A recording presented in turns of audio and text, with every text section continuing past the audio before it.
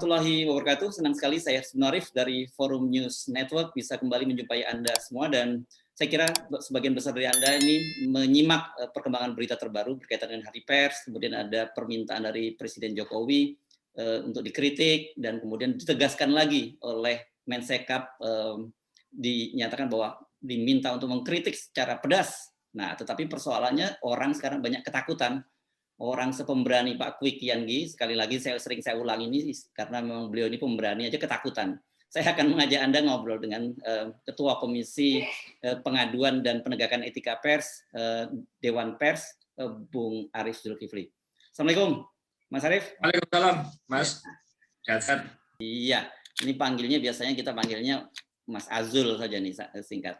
Ini oke, ini lagi rame dan saya juga membaca statement Anda ini berkaitan dengan soal kritik mengkritik ini dan sebagainya, dan soal buzzer. Ini sorotan orang ini kan banyak sekali orang yang sudah ketakutan ini. Kalau dari sisi media sendiri, apakah juga mengalami hal yang sama, ketakutan yang sama? Ya, saya kira serangan terhadap media itu sudah berlangsung agak lama ya, terutama setelah media sosial itu ada dan dipenuhi oleh orang dari berbagai jenis dan berbagai tipe begitu. Dan buat kita sebetulnya kalau serangan itu adalah serangan caci maki, hal-hal seperti itu, hate speech itu masih bisa dimaklumi gitu, karena pertama kan nggak ada yang disakiti sebetulnya secara langsung ya. Ya kalau kita sakit hati gitu, tapi kalau kita bisa cuek aja kita bisa abaikan begitu. Tapi buat saya yang penting sebenarnya bukan itu, Mas. Yang penting adalah upaya-upaya untuk membungkam kebebasan pers dengan cara-cara yang lebih sistematis dan lebih merusak. Misalnya apa? Misalnya adalah hacking. Hacking itu sudah terjadi di beberapa kesempatan dan banyak media, ya mungkin pada yang lain-lain juga pada saat yang kurang lebih sama ketika kita menurunkan satu isu tertentu begitu. Jadi bukan sekedar caci maki, ini adalah upaya yang sangat serius gitu. Lebih lanjut lagi, bukan sekedar hacking tapi upaya untuk menghapus berita gitu. Ini kan bahaya sekali. Menghapus berita itu begini. Jadi kalau di Eropa sekarang sedang berlangsung diskusi yang serius, belum ada keputusannya tentang hak untuk dilupakan. Jadi kalau ada mereka yang mendukung hak untuk dilupakan itu mengatakan bahwa kalau ada koruptor sudah dihukum, mestinya berita-berita dia tentang korupsi dihapus dong, gitu kan, saya sudah dihukum gitu. Sementara yang lain mengatakan, lo enggak dong, kamu sudah dihukum dan berita kamu dihukum juga sudah dimuat, tapi sejarah masa lalunya itu nggak bisa dihapus begitu saja, gitu. Itu ada perdebatan. Nah, lewat teknik-teknik tertentu, hacking dan seterusnya, itu berusaha dihapus. Jadi memaksakan hak untuk dilupakan. Nah, siapa yang dirugikan kalau ini terjadi? Yang dirugikan adalah publik, karena publik jadi kehilangan memori, kehilangan catatan tentang satu peristiwa tertentu, begitu. Ini yang kita cemaskan sekali dan itu sudah kita laporkan juga ke polisi, dan sayangnya sampai sekarang belum ada respon yang serius gitu, laporan begitu. Yang pertama. Yang kedua adalah kalau dia, saya katakan tadi, caci maki itu memang jadi repot karena pelakunya itu anonim gitu. Jadi kita mau berdebat dengan siapa? Saya mau mengatakan bahwa pemerintah, pers atau media itu bisa mengkritik pemerintah, tapi kita juga sadar bahwa kami juga bisa dikritik gitu. Jadi yang terjadi adalah sebuah dialog yang equal, seimbang dan terbuka. Nggak apa-apa gitu. Kita kritik pemerintah, pemerintah jawab, ketemu di tengah gitu. Pers memberitakan tertentu, pers dikritik, kita diskusi, ketemu di tengah. Itu biasa sekali gitu. Tapi kalau yang diserang adalah insan medianya,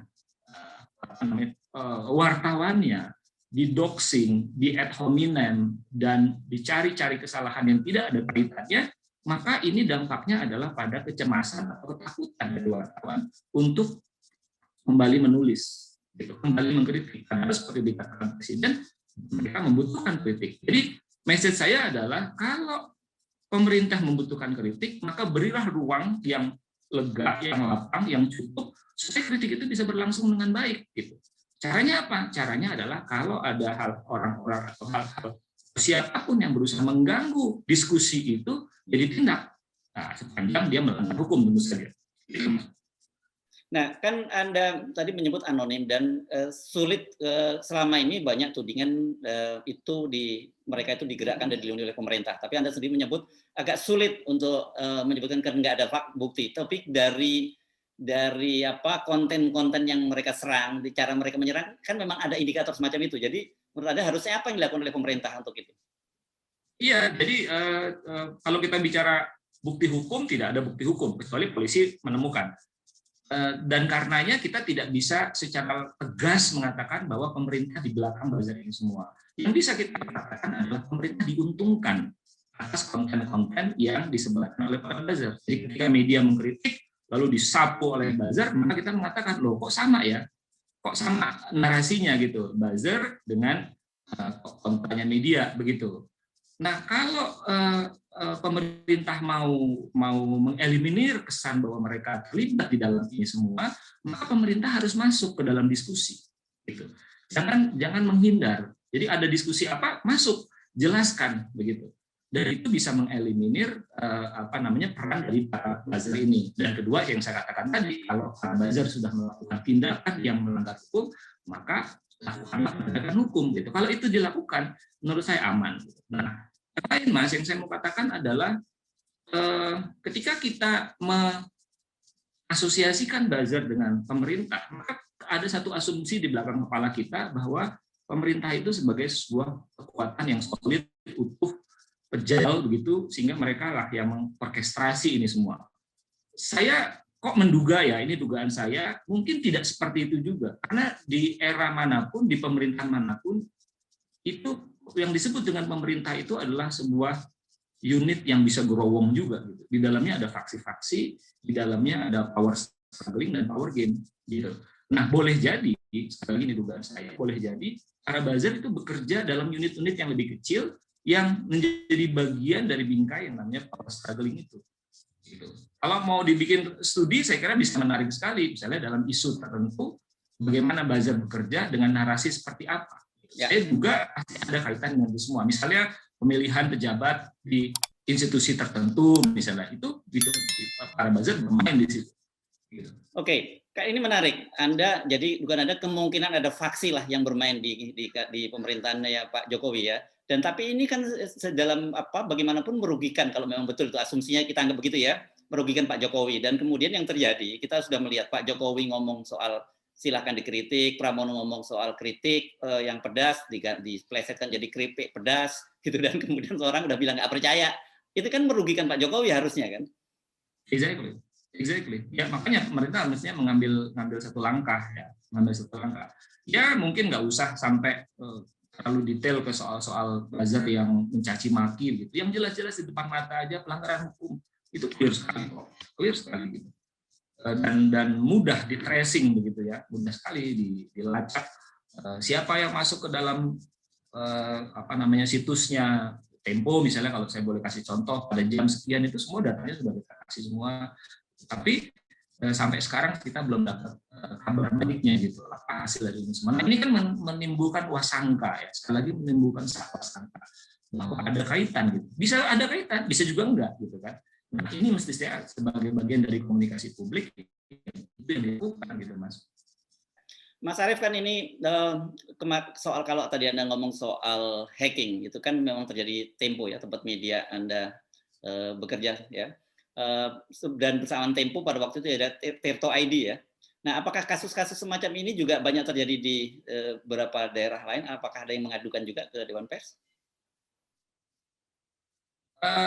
Dalam komunikasi informal saya menemukan banyak sekali, ada cukup banyak media yang melakukan hal yang sama, menjadi dampak dari hacking tadi. Ada yang melapor, ada yang enggak gitu. Ya tentu kita nggak bisa mengintervensi orang apa melapor gitu ya, mereka punya pertimbangan sendiri. Tapi dalam percakapan itu terjadi upaya untuk penghapusan, lalu kemudian doxing gitu. Doxing ini yang sering saya istilahkan dengan killing the messengers gitu. Jadi bukan message-nya yang didebat habis-habisan. Kalau itu kita senang sekali Mas, message-nya didebat. Tapi ini messengers-nya yang dibunuh gitu.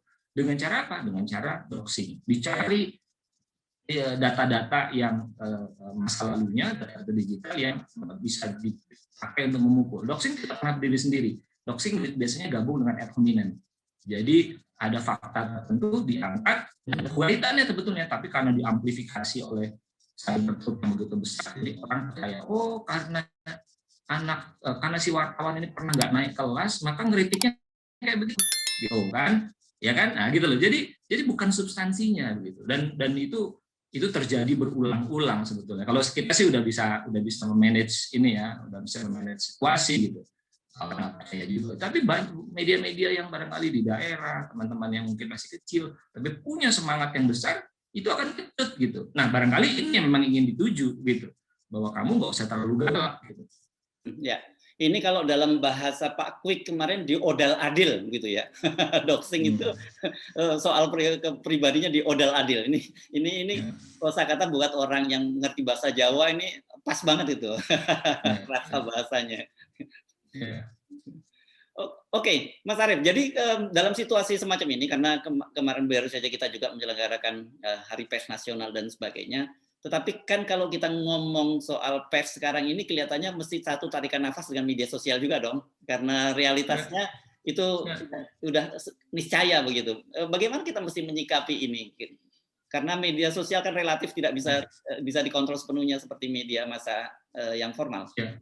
Ya, mandat undang-undang kepada Dewan Pers itu memang sayangnya terbatas pada media mainstream ya Mas ya. Media mainstream itu artinya ditandai dengan tidak anonim, jadi dia harus berwujud dan itu ditandai dengan badan hukum. Jadi media yang bisa dilindungi oleh Undang-Undang 40 itu adalah media yang berbadan hukum. Dia berbentuk PT atau koperasi atau yayasan gitu. Nah, yang lain di luar itu, yang sosial media, apalagi yang anonim, tidak bisa masuk dalam perlindungan Dewan Pers. Nah, jadi apa yang bisa diterapkan pada mereka jika mereka dianggap melanggar atau mengganggu hajat hidup orang, misalnya begitu, ya apa boleh buat dia pakai ITE. Gitu. Dan kita tahu ITE bisa menjadi pasal yang karet gitu ya, bisa mulur mumpet dalam hal itu. Nah, di Dewan Pers kami berusaha mencoba menjembatani dua kondisi yang tidak ideal ini dengan membuat sebuah aturan turunan begitu, karena kita tahu bahwa media-media mainstream juga punya elemen sosial medianya gitu. Misalnya kayak Kompas punya kompas.com, punya akun Twitter, punya akun Instagram dan seterusnya begitu. Nah, kalau misalnya beritanya tidak ada persoalan tapi akun Instagramnya yang dipersoalkan, apakah dia masuk ke dalam perlindungan undang-undang pers? Kami memutuskan itu masuk sejauh itu bisa dibuktikan kaitan antara si media mainstream dengan si media sosial tadi gitu. Kalau itu tidak bisa dikaitkan, misalnya dikelola oleh satu reporter sebagai akun individual, maka kita nggak bisa masukin gitu. Jadi saya juga pesan untuk para teman-teman di media mainstream, kan kalian kan sudah punya ranah yang namanya media mainstream.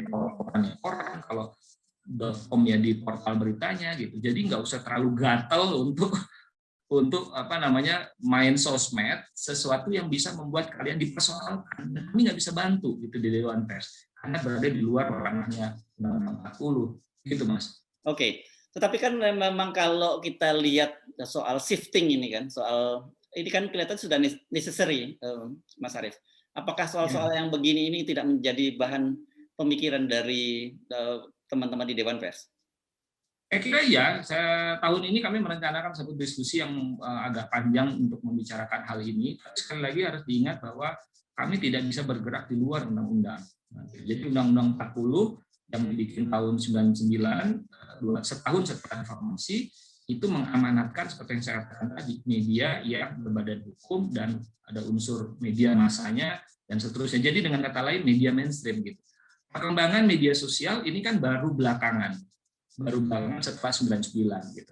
Nah, tentu saja kita lagi cari formasi tertentu begitu, format tertentu yang bisa kita pakai. Jadi saya jelaskan media sosial yang berkaitan dengan media mainstream masih bisa masuk dan seterusnya. Tapi untuk mengubah sama sekali ya kita masih ke DPR karena itu mesti mengubah undang-undang.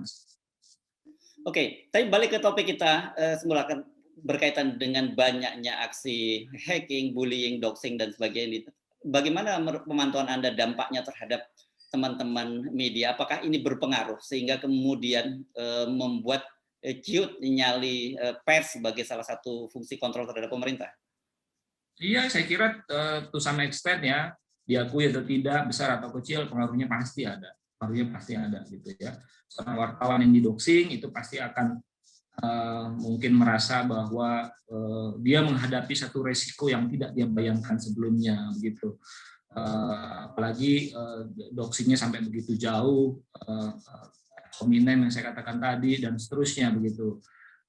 Biasanya bantuan dari komunitas pers adalah lewat asosiasi untuk menjernihkan persoalan, dan sedapat mungkin kalau kami di Dewan Pers menyarankan pada media untuk jangan bergeser dari isu yang kalian angkat sepanjang isu yang kalian angkat itu bisa dipertanggungjawabkan secara etik gitu. Jadi upaya-upaya doxing dan sebagainya sebenarnya adalah upaya untuk mengalihkan perhatian, melemahkan mungkin spirit, semangat begitu, agar tidak dilanjutkan pemberitaan atau kritik yang mereka sedang kerjakan gitu. Nah, kami menyarankan supaya nggak usah bergeser, itu aja terus. Kalau karena satu dan lain hal kritik itu tidak bisa disampaikan secara fluently gitu, secara terbuka, maka karena satu alasan tertentu, maka media sebenarnya bisa bekerja sama dalam sebuah konsorsium. Itu jadi ada konsorsium media, AJIB punya, saya kira asosiasi-asosiasi lain juga punya, itu juga di backup oleh lembaga-lembaga internasional kadang-kadang begitu, itu efektif gitu. Jadi kalau ada yang nggak berani, yang lain saling menguatkan. Kalau ada misalnya ownernya ditekan supaya tidak memberitakan, ya yang lain-lain tetap jalan gitu. Wartawan dari yang media yang tidak bisa menerbitkan berita itu juga tetap bantu di dalam konsorsium itu. Jadi sekarang memang kolaborasi media itu sekarang jadi keyword ya, dan itu efektif sekali untuk kita saling menguatkan di antara media gitu. Okay. Ini terakhir pertanyaan berkaitan dengan banyak orang sekarang menilai bahwa demokrasi di masa pemerintahan Presiden Jokowi itu menurun, dan itu indeks berbagai indeks menunjukkan data itu ya. Nah, bagaimana sendiri, apakah Anda dari sisi pers sendiri ada merasa bahwa kebebasan pers saat ini juga semakin berkurang? Kebebasan pers secara formal tidak berkurang ya, secara formal gitu. Yang saya maksud secara formal itu tidak ada aturan tertentu yang membuat kami tidak boleh menulis A dan tidak boleh menulis B gitu ya. Tidak ada sebuah praktek tertentu yang membuat kami harus ketakutan siupnya, kalau zaman dulu surat izin usaha penerbitan pers akan dicabut gitu. Nah, ini tentu berbeda dengan negara lain, misalnya seperti Malaysia yang masih punya lisensi. Jadi secara formal tidak ada. Tapi yang menakutkan adalah serangan-serangan yang tidak bisa diklaim dilakukan oleh pemerintah, gitu. Doxing, upaya penghapusan berita, dan seterusnya itu terjadi. Lobby-lobby di antara pemerintah dengan media, saya masih kategorikan sebagai sesuatu yang wajar. Maksud saya lobby itu begini, ketika si wartawan mau menulis, dia mengkonfirmasi kepada pejabat atau tokoh yang tertentu, lalu dia mengatakan bahwa ini begini, bisa nggak tulisannya ditunda misalnya begitu atau tidak. Nah, itu kekukuhan dari si media jadi penting, tapi itu nggak bisa dikategorikan sebagai sebuah upaya pemberangusan menurut saya. Sebenarnya tidak ada tekanan bahwa kalau kamu beritakan, kamu akan saya misalnya gitu, saya tangkap misalnya begitu. Itu tidak terjadi gitu. Cuman ya itu tadi saya bilang, tidak semua media punya daya tahan terhadap situasi ini. Oke, saya kira ini sangat menarik, dan terima kasih tapi apapun sudah bersedia ngobrol di channel saya Herzl Point, Bung Azul. Assalamualaikum warahmatullahi wabarakatuh. Waalaikumsalam warahmatullahi wabarakatuh.